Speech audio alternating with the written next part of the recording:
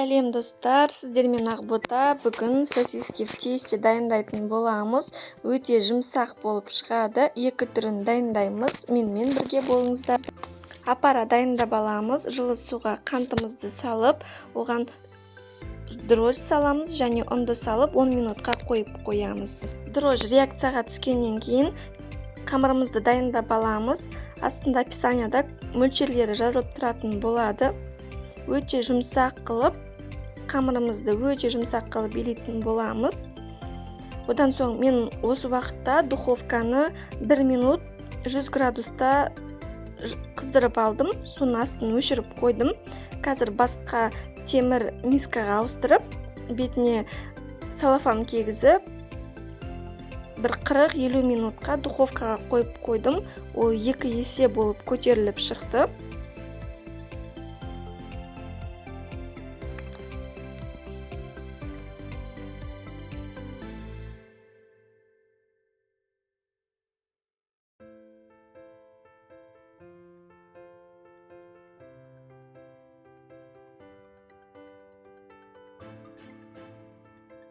Қамырымызды екіге бөліп аламыз. Бір бөлігін қуырамыз, бір бөлігін духовкада дайындайтын боламыз. Бір бөлігіне сосискамен, ал екінші бөлігіне колбаса қосып пісіретін боламыз. Осындай жұқа қылып жайып аламыз. Оны полоскаларға жолақ-жолақ қылып осылай кесіп шығамыз. Одан соң оған сосискаларымызды видеода көрсетілгендей етіп орап шығатын боламыз.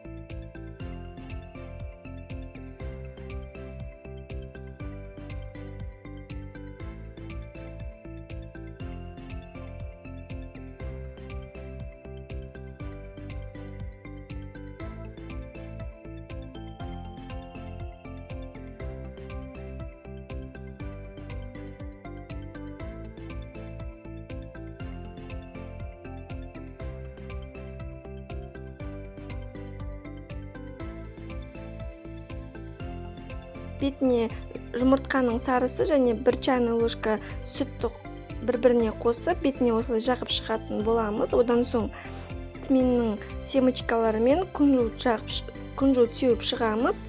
Оны духовкаға, одан соң қызып тұрған духовкада бірінші 70 градуста 10-12 минутқа қалдырамыз. Ол көтеріледі. Одан соң 175 градусқа қыздырып, піскенше сарғайғанша пісіріп алатын боламыз. Енді екінші бөлігін осылай оқтаумен жайып шығамыз. Оны 3 жолаққа бөліп, және видеода көрсетілгендей 4 бұрышты етіп кесіп аламыз. Одан соң ішіне колбасаларымызды салып, осылай түйіп шығамыз. Одан соң оға дейін сковороданы орташа отта май құйып, майды қыздырып аламыз. Қызып тұрған майымызға біз колбаса в тестелеріміздің барлығын пісіріп аламыз. Екі жағынан және шет-шеттерінде пісіріп алатын боламыз сарғайғанша.